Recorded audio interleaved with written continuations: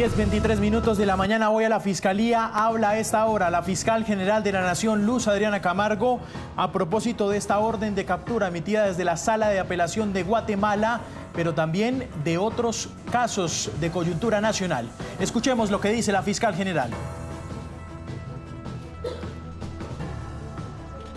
También contamos con la colaboración de España, Portugal, Andorra, Italia, Países Bajos y últimamente países como Serbia y Albania, afectados por los flagelos del narcotráfico y la trata de personas. Estamos observando que esta lucha contra la corrupción y la criminalidad organizada dentro y fuera del país ha generado un contraataque sin precedente contra los servidores de la entidad y la propia Fiscal General de la Nación. La decisión anunciada ayer por el Ministerio Público de Guatemala es una más de estas manifestaciones. Como lo expuso al término de su visita a Guatemala el pasado 23 de mayo, la relatora especial de las Naciones Unidas sobre independencia de magistrados y abogados, Margaret Satterwhite, existen graves preocupaciones institucionales respecto del liderazgo de la oficina de la Fiscal General de ese país desde 2018 por el posible abuso del derecho disciplinario para sancionar a los jefes de unidades especializadas que conocían de casos de corrupción, derechos humanos o justicia de transición, a veces en momentos claves de casos de alto perfil, o respecto de fiscales encargados de investigaciones especialmente delicadas o con conexiones políticas, lo cual plantea preocupaciones sobre presiones o represalias por la labor desempeñada en estas materias. La alta funcionaria del Sistema de Naciones Unidas mencionó igualmente la existencia de un patrón preocupante de utilización del derecho penal para intimidar y acallar la voz de quienes defienden los derechos humanos, combaten la corrupción o quieren cuestionar los poderes establecidos, entre ellos más de 60 operadores de justicia, periodistas, autoridades indígenas, líderes estudiantiles y miembros de las comisiones de postulación, acusados de numerosas acciones jurídicas que se repiten y se solapan, basadas en hechos muy gaseosos y por delitos muy generales, como abuso de autoridad u obstrucción a la justicia. En este contexto conocimos la decisión emitida por la Sala Tercera de Apelaciones de Guatemala, la cual constituye una flagrante violación a los términos del acuerdo entre la Organización de las Naciones Unidas y el Gobierno de Guatemala, relativo a la creación de la Comisión Internacional contra la Impunidad de Guatemala, CICIG, de la cual hice parte entre enero de 2014 y noviembre de 2017 como jefe del Departamento de Investigación y Litigio.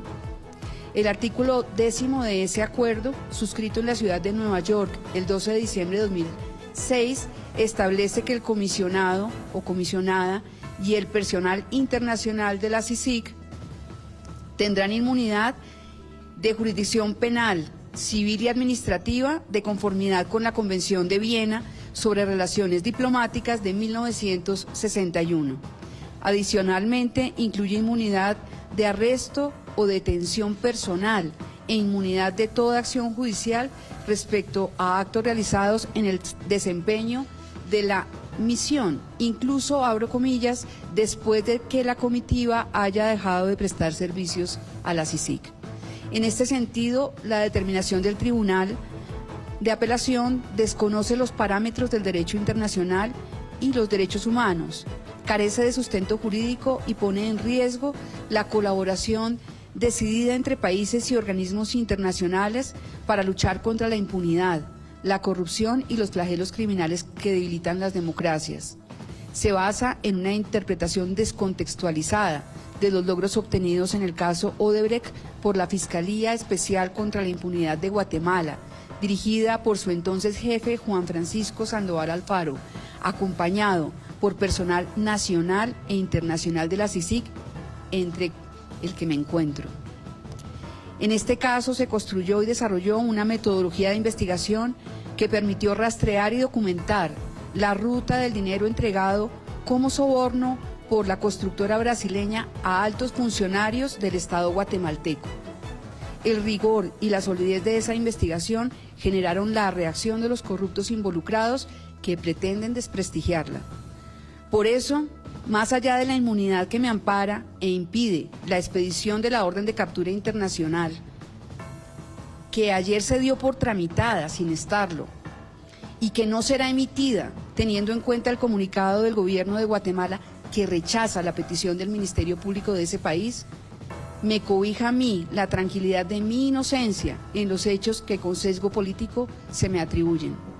Las actuaciones que se cuestionan, como cruzar correos o asistir a reuniones en que se discutían los términos de colaboración eficaz a que se sometieron los altos directivos de Odebrecht, fueron la base para entrega de importante información sobre los receptores de coimas pagadas y del compromiso que la multinacional asumió de reconocer para el Estado de Guatemala una indemnización por 16.5 millones de dólares por los actos de corrupción que promovió.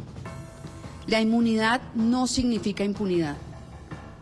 Claro es que yo puedo ser investigada, pero observando las formas propias del debido proceso internacional. Es más dañino difundir rumores y dejar un manto de dudas sobre mi conducta, que ni en esa época ni ahora pueden ser cuestionadas. Hago un llamado a la sensatez, al respeto por los compromisos asumidos conforme a la Carta de Naciones Unidas y a la consolidación de caminos de colaboración legítimos y lejanos de la criminalización emprendida contra personas que luchan contra la corrupción, advertida hace una semana por la relatora especial de la Organización de Naciones Unidas, Margaret Satterwhite. Agradezco el respaldo incondicional de quienes creen en las instituciones. Dado hoy, Luz Adriana Camargo Garzón, Fiscal General de la Nación. Colegas, para las preguntas, por favor, si se pueden acercar acá donde está Marce. Gracias. César Flecha, sí. ¿qué va a preguntar? Sí, señor, sí. César Flecha de la revista Semana. Listo. Señora Fiscal, con los buenos días. Ya sabemos, digamos, la explicación que usted entrega respecto a la información que dio la relatora. Usted estuvo hoy en la mañana en la Corte Suprema de Justicia, entendemos más o menos explicando la misma situación. ¿Qué va a hacer usted ya como persona, no como fiscal, sino como persona, para defenderse de esos señalamientos? Es decir, que puede haber algún instrumento, alguna acción legal para poder contrarrestar esa orden de captura. Y de paso, si me permiten, puede ser más adelante la respuesta, pero respecto de la situación de ese principio de oportunidad de lo de la unidad de gestión del riesgo que tiene que ver con Sandra Ortiz, cuando usted explícitamente dejó escrito en la respuesta a la recusación que no tenía nada que ver con ese principio de oportunidad, y luego se conoce en un documento de la misma Fiscalía que se estaba a la espera de la autorización de la señora Fiscal General. Ese tema. En cuanto a la primera pregunta,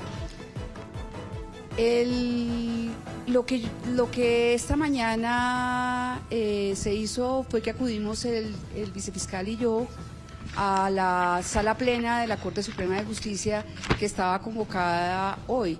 La verdad es que anoche, cuando yo regresaba al país, encontré este tema de la orden de captura y varios magistrados se comunicaron conmigo, naturalmente preocupados por la situación, manifestando su respaldo. En la Corte Suprema pudimos conversar con el presidente, con el doctor Tejero, y posteriormente saludar a varios de los magistrados y naturalmente también presentar un parte de tranquilidad, porque lo que es importante reiterar es que no existe una orden de captura internacional, no ha sido expedida, y dado que eso se trata de un convenio de gobierno a gobierno, no va a ser expedida tampoco, dado que Guatemala, el gobierno de Guatemala ya ha comunicado al Ejecutivo que rechaza esa solicitud. Quiere decir que la orden de captura tendría vigencia y lugar solo en Guatemala por razón de la decisión que bien está mencionárselos también, la adopta un tribunal de apelaciones, lo cual es bastante inusual, porque las órdenes de captura allá, como sucede acá, se tramitan ante jueces de control de garantías, no ante tribunales de apelaciones, que es otro tema. La defensa que yo pueda asumir es un tema complejo, dado que existen muy pocas garantías en Guatemala para el ejercicio del derecho de defensa. De hecho, varios abogados han sido capturados y procesados por el ejercicio de su profesión, realizada en defensa de quienes hicieron parte de los procesos anticorrupción que se adelantaron, tanto desde la época en que yo participé en el Departamento de Investigación y Litigio como antes, porque hay que recordar que la CICIG se instaló en Guatemala en el año 2007 y su agenda evidentemente se centró en la detección de redes redes económicas ilícitas que tienen su mayor auge en el desarrollo de fenómenos de corrupción a gran escala. Ese era el trabajo que se desarrollaba allá. Y por lo mismo ese ejercicio de defensa termina siendo un ejercicio bastante complejo que con todo tendremos que ver cómo se asume, porque de este tema de Odebrecht, como se menciona en el comunicado, se ha especulado sobre las acciones que normalmente tienen que ver con el desarrollo de un proceso de colaboración o de negociación. Eso es lo que se hace. Hay reuniones que naturalmente se llevan a cabo y eso es lo que se está reprochando, entre otras situaciones. Respecto de la segunda pregunta que usted me hace, que tiene que ver con el tema de la situación del principio de oportunidad y del preacuerdo, en realidad, la negociación que se ha adelantado en el caso de la Unidad de Gestión de Riesgo bajo la dirección de la fiscal delegada ante la Corte, la doctora María Cristina Patiño. Quiero puntualizar varias cosas y agradezco la pregunta. En primer lugar, quiero puntualizar que desde antes de mi llegada a la Fiscalía y luego ya en la Fiscalía, yo he insistido en la necesidad de que se vuelvan más dinámicos los institutos de justicia negociada, preacuerdos y negociaciones. Y esto no ha sido una consigna vacía. Yo he trabajado desde el primer día para que eso sea una realidad, al punto que tengo 2 acciones concretas que ratifican esa voluntad. La primera fue una resolución que se expidió en diciembre 9 de 2024, que es la resolución 561, a través de la cual mi despacho delega las facultades de aprobación del principio de oportunidad en directores nacionales y seccionales y jefes de unidad para los casos en que la ley prevé actualmente que es el despacho del fiscal general quien debe aprobarlos. De lo que se trata y de lo que hemos pensado es que el principio de oportunidad, así como sucede con las sentencias preacordadas y con los preacuerdos que los preceden, no pueden estar concentrados en el despacho del fiscal o de la fiscal general si queremos que en verdad sean dinámicos, dada la cantidad de fiscales que tenemos y la cantidad de asuntos que tramitamos. Esto se había vuelto un verdadero cuello de botella y por eso se expide esta resolución. Pero adicionalmente, desde el año pasado impulsamos un proyecto de ley que ustedes bien conocen, un proyecto de ley que la semana pasada precisamente fue aprobado en 4º debate ya en plenaria de Cámara de Representantes, es decir, ya es ley de la República.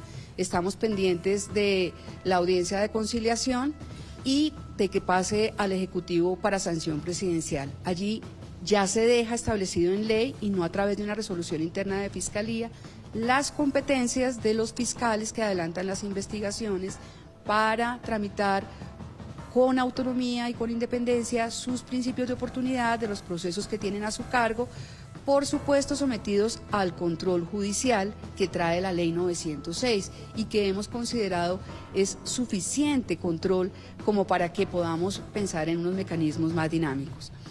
Esto tiene que ver precisamente con las afirmaciones que yo mencioné en el documento que usted refiere, señor periodista, sobre el por qué yo no he intervenido en el caso de Sandra Ortiz.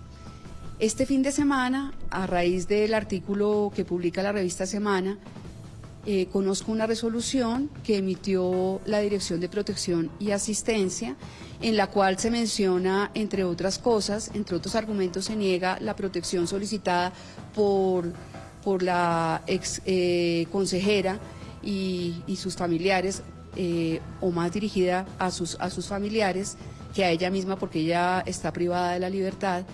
Se le niega, entre otras razones, alegando que el principio de oportunidad está pendiente de mi autorización. Yo he solicitado el día de ayer formalmente a la Oficina de Protección y Asistencia que corrija ese acto administrativo, porque ese acto administrativo tiene falsa motivación. No existe ninguna actividad pendiente de aprobación de mi parte, como lo reitera la conducta que yo he seguido desde el día 1 frente a la Fiscalía, y como lo pueden certificar todos los fiscales y directores que han tramitado principios de oportunidad, que dicho sea de paso, junto con sentencias preacordadas, han aumentado exponencialmente en el último año. Esta es una información que ustedes perfectamente pueden constatar. No existe esa autorización. Y por supuesto, a quien se niega la protección se le deben dar razones verdaderas sobre esa negativa y no razones simuladas. Esa es una razón simulada y es ahí donde está la falsedad. Yo no he dicho ninguna mentira. Lo que dije en ese escrito, donde no acepto la recusación que se propuso, en el sentido de que no soy yo quien tramita el principio de oportunidad, es la única verdad, como lo pueden certificar todos los fiscales y directores del país.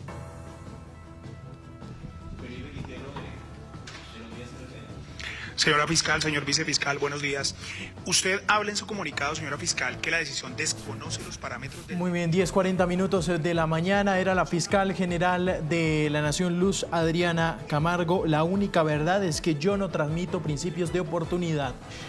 Es como responde entonces al tema de Sandra Ortiz, también respondiendo a la carta de 11 páginas de Olmedo López, mostrando su desacuerdo tras que se le rechazara el preacuerdo, no se le aceptara el preacuerdo por parte de un juzgado. Está respondiendo entonces sobre varias preguntas. Más adelante con Héctor Rojas vamos a tener el repaso de las declaraciones más importantes de esta importante rueda de prensa de la fiscal general de la Nación, que también por supuesto se refirió y dijo que todo estaba bajo el marco legal en el tema Guatemala.